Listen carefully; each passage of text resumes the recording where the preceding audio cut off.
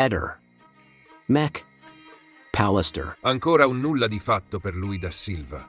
Il Tribunale del riesame di Bologna ha rigettato l'ennesimo tentativo della difesa di ottenere la scarcerazione del 35enne senegalese, detenuto dal 16 luglio 2024, con l'accusa di aver ucciso Pierina Paganelli. L'anziana colpita con 29 coltellate nella notte tra il 3 e il 4 ottobre 2023 nel garage del complesso residenziale di Via del Ciclamino a Rimini. Il nuovo no è arrivato a seguito dell'udienza tenutasi il 22 maggio 2025 relativa all'ultima impugnazione presentata contro l'ordinanza firmata dal GIP Vinicio Cantarini che aveva respinto la richiesta di revoca della misura cautelare. Tuttavia, il Tribunale bolognese non è entrato nel merito, dichiarando improcedibile il ricorso. A comunicarlo sono stati i legali di Da Silva, gli avvocati Riario Fabbri e Andrea Guidi, che hanno chiarito come la decisione sia verosimilmente motivata dal fatto che l'appello trattava temi già esaminati in precedenza. Si presume che il Tribunale abbia ritenuto che l'appello avesse ad oggetto i medesimi temi già trattati avanti al riesame, ha spiegato Fabbri. Non appena verranno depositate le motivazioni, presenteremo ricorso in Cassazione contro il provvedimento oggi notificato. Quello del 22 maggio è solo l'ultimo capitolo di un lungo contenzioso legale attorno alla custodia cautelare del principale indagato. I legali si riferiscono infatti anche all'udienza del 17 aprile 2025, fissata in seguito all'annullamento con rinvio deciso dalla Corte di Cassazione lo scorso gennaio.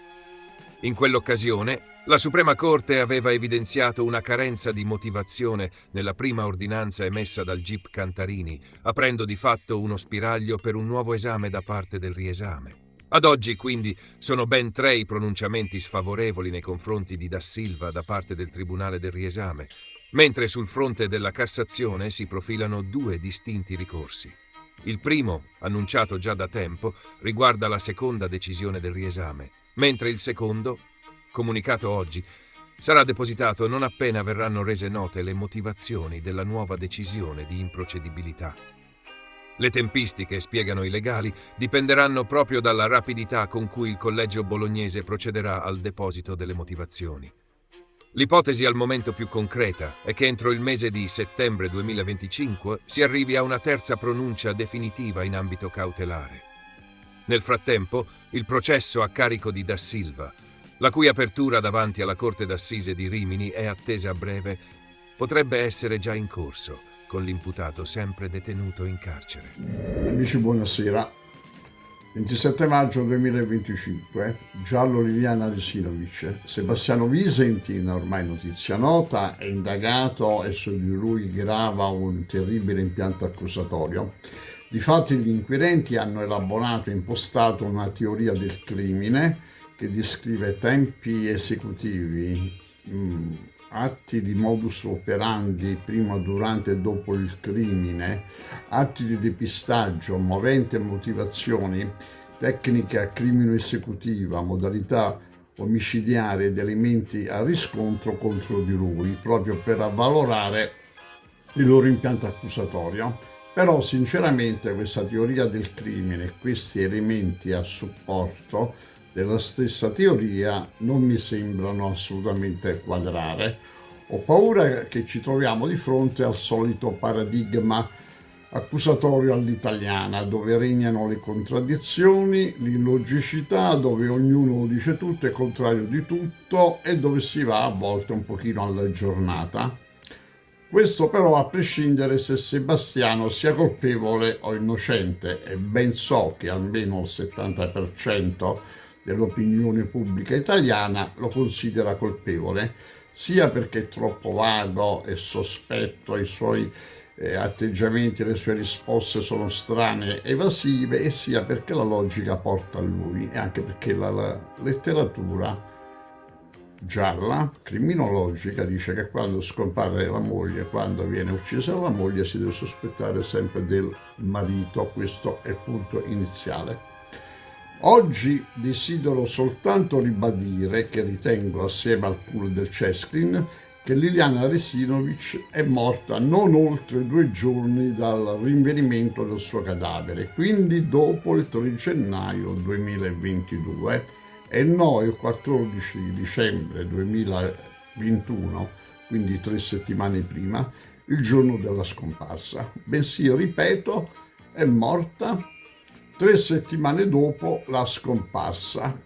Questo pone ovviamente problemi investigativi fortissimi e complessi, ma i casi criminali devono essere analizzati con freddezza.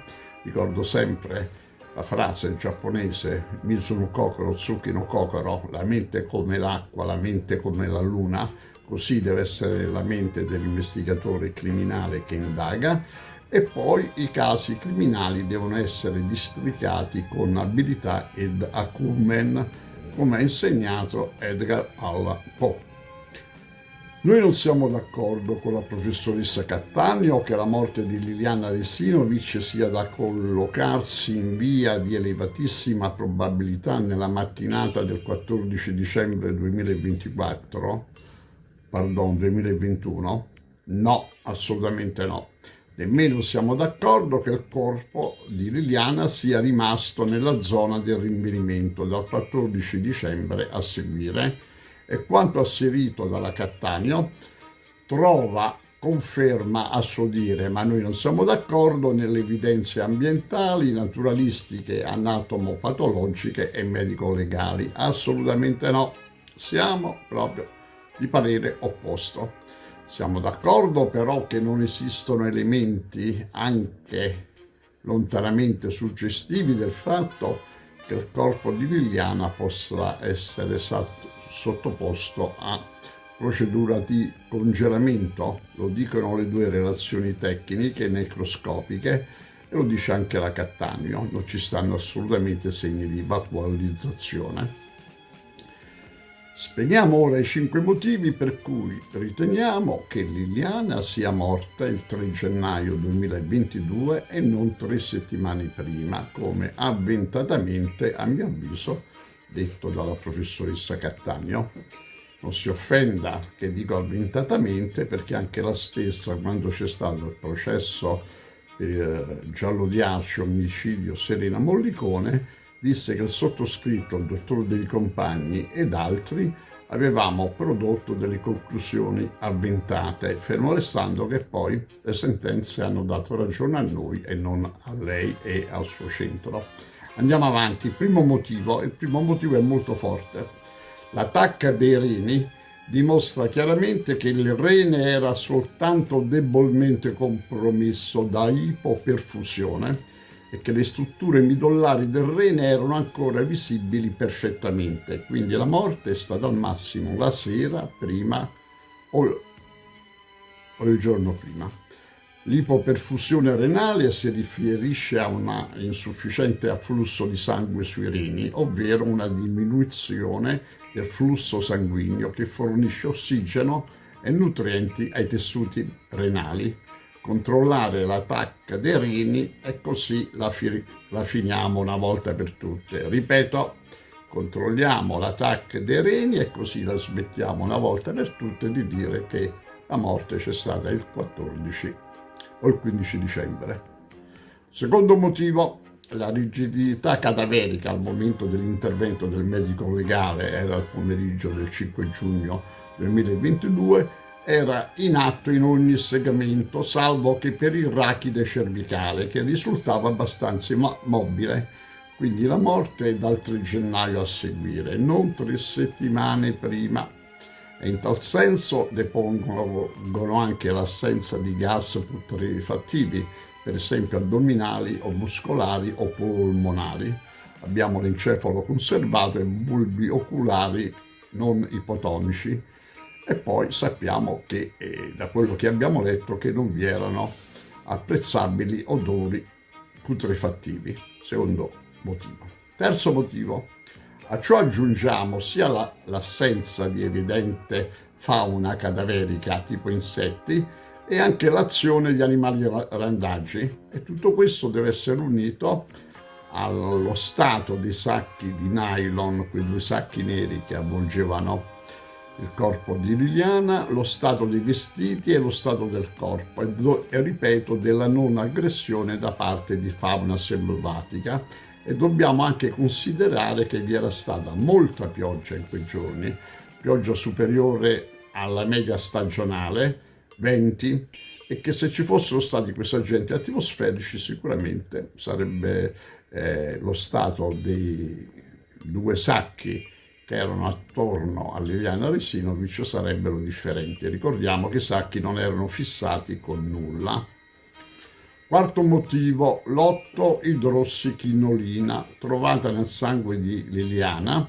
Questa sostanza è contenuta nei comuni detergenti, in alcune pomate antiustione, in alcuni antimicotici che si usano in botanica, ma è contenuta anche nell'acqua ossigenata e nelle creme depilatorie. È una sostanza che si assorbe bene, ma dura al massimo 2 giorni, quindi poiché è stata trovata nel sangue di Liliana, durando al massimo 2 giorni, è morta dal 3 gennaio a seguire. Quindi attenzione agli errori di presupposto. Oggi ho parlato soltanto dei motivi che inducono a ritenere che Liliana sia morta attorno al 3 gennaio e non 3 settimane prima. Io voglio sperare che non sia Sebastiano l'autore del fatto, lui lo sa chi è, o se no avrà avuto una mano da più di uno. La mia idea è che Sebastiano è attorniato da un gruppo di persone che hanno fatto tutto per lui o che le hanno dato una mano in qualche maniera, perché da sola una persona non fa quel lavoro là, neanche se maciste. Lui conosceva un sacco di gente, averlo aiutato chiunque, anche il pezzente che passa per strada, se tu gli prometti 1.000 euro, 2.000 euro, trovi persone che meglio non parlare, dai, su. Parte l'incidente probatorio e tu sarai ascoltato. E dirò le cose che vi avete sentito adesso. Io voglio sperare di essere solo e lui che sia solo, per dire più liberamente le cose che penso. Vuoi forse dire che essere al cospetto della bellezza di Sebastiano potrebbe in qualche modo bloccarti? Ma in qualche maniera c'è sempre un moto di freno. A me mi puzza tanto. Uno non può soffocare, prima pestare e dopo soffocare una donna, e sotto gli occhi dei passanti non è escluso che tutto questo sia stato preparato, premeditato. Compreso una persona che faccia da sosia e che scimmiotti Liliana che scende via Damiano Chiesa. Sono troppe lacune qua. E potrebbe non essere mai uscita da casa, per esempio, viva. Chiaramente, se dobbiamo fare ipotesi basate sul nulla, io opterei per il sequestro ad opera di un marziano che si era materializzato proprio quella mattina in via Damiano Chiesa. Impossibilitata a chiamare, perché sennò mi avrebbe chiamato. Prigioniera, in parole povere. Ma li conosceva se le ha aperto la porta, è chiaro, Cioè, Liliana non era una persona idiota, si fidava di tutti probabilmente anche di chi l'ha uccisa. Ma tutto potrebbe essere, cioè io spero per lui che non sia stato lui semplicemente, ma d'accordo con Sergio, il fratello di Liliana, noi siamo convintissimi che da subito lui sa esattamente tutto quello che è successo a Liliana, tutto. Per cui, non so se è stato lui, non ero là io, ma insomma non è escluso che... Cioè io mi faccio le mie congetture come tutti, qualche volta le butto fuori perché sono anche stufo. Una persona da sola, eravamo lì stamattina, è quasi impossibile che possa trasportare un corpo fino là, uno, anche se è perfino più piccolo di Liliana, dico io. Cioè è un affare non da poco, da persone robuste. Poi il sentiero, per chi c'era, io ripeto, c'ero anche stamattina, presenta sul suo tracciato non meno di una decina di buche che sono mascherate da erbe, fogliame, frascame, eccetera, nelle quali buche, se uno mette il piede, si rompe un maleolo o si sloga una caviglia. A me è successo un paio di volte. Non mi sono rotto niente, per fortuna, perché considero di avere abbastanza fuori norma le mie caviglie, tendini, eccetera. Ma una persona normale che mette il piede là dentro... Quindi si rompe qualcosa. Sebastiano ormai sapeva tutto del tuo rapporto con Liliana. Ma io sono convinto di sì. In qualche maniera, intanto è stato ferito, o sarebbe stato ferito nella sua condizione di uomo, di coniuge, che una moglie lo lascia per una persona 10 anni più ricca di lui. Per capirci, non sarebbe stato un trofeo, per capirci. ma anche la questione, giustamente anche la questione economica, perché no, insomma, Sebastiano ha sempre avuto una barca di soldi liquidi in casa, stranamente, affilando coltelli, ma con la sua pensione non poteva spenderli semplicemente, altrimenti l'Agenzia delle Entrate, che già è in credito nei suoi confronti di chissà quanto non si sa, gli sarebbe balzata addosso. Insomma, lui non credo che senza Lilli che firmava, quantomeno coperta dai soldi di Liliana. Io non voglio discutere che Liliana gli ha messo là i soldi. Liliana ha firmato la possibilità che lui possa spendere i suoi, secondo me, perché non è banale ma logico. Lui non aveva la possibilità di poter andare in qualsiasi posto a firmare un assegno di 1.000, 2.000, 5.000, 10.000 euro che li spendeva in moto, in biciclette, giravano. Insomma, due pensionati che portano a casa in tutto, diciamo a occhio, 2.000 euro.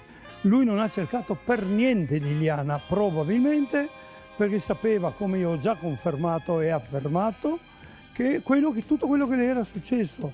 Lui non ha mosso un dito per cercarla, come tua moglie è scomparsa da ieri e tu te ne freghi altamente. Il cognato gli ha detto andiamo a cercarla, faremo. Cioè non ha mosso un dito per andare a cercare sua moglie scomparsa ieri, punto. Lasciamo perdere qui questo argomento. Io ho saputo oggi, ma è una notizia così, che l'incidente probatorio potrebbe essere il 23 giugno. Nel tardo pomeriggio di martedì 27 maggio 2025, un efferato omicidio ha scosso la comunità di Cetraro, in provincia di Cosenza. La vittima è Pino Corallo, un meccanico di 59 anni con precedenti penali, recentemente tornato in libertà dopo aver scontato una condanna agli arresti domiciliari. Dettagli dell'omicidio. L'agguato è avvenuto intorno alle 18 lungo la strada statale 18, nei pressi di un'officina meccanica che Corallo frequentava abitualmente e situata a breve distanza dalla sua abitazione. Secondo le prime ricostruzioni, un sicario ha esploso 6 colpi di pistola, colpendo mortalmente Corallo davanti all'ingresso dell'officina.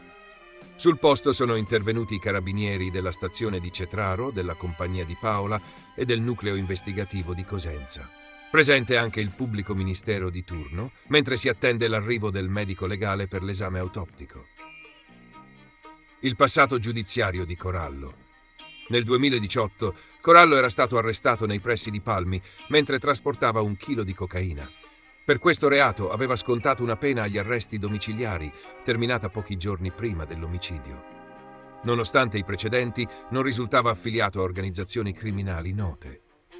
Recentemente, il tribunale aveva disposto il sequestro di un garage di sua proprietà, utilizzato come deposito di gomme. Indagini in corso. Le forze dell'ordine stanno conducendo indagini approfondite per determinare il movente dell'omicidio e identificare i responsabili. Al momento non sono stati effettuati arresti e gli inquirenti stanno esaminando le immagini delle telecamere di sorveglianza della zona e ascoltando eventuali testimoni presenti al momento dell'agguato. La comunità di Cetraro è profondamente scossa da questo ennesimo episodio di violenza che riporta alla memoria altri tragici eventi legati alla criminalità nella regione. Le autorità locali e le forze dell'ordine stanno intensificando gli sforzi per garantire la sicurezza e la legalità nel territorio. Un tragico episodio di cronaca ha scosso la comunità di Tor San Lorenzo, frazione del comune di Ardea sul litorale sud di Roma. Nella tarda mattinata di martedì 27 maggio 2025, Mia Nahid, 35 anni, di origine bengalese, è stato brutalmente ucciso durante una rapina presso il distributore di carburanti Toil, situato in via delle Pinete. La dinamica dell'aggressione. Intorno alle 12, un individuo a bordo di una moto si è avvicinato al gabbiotto del distributore dove Nahid stava lavorando.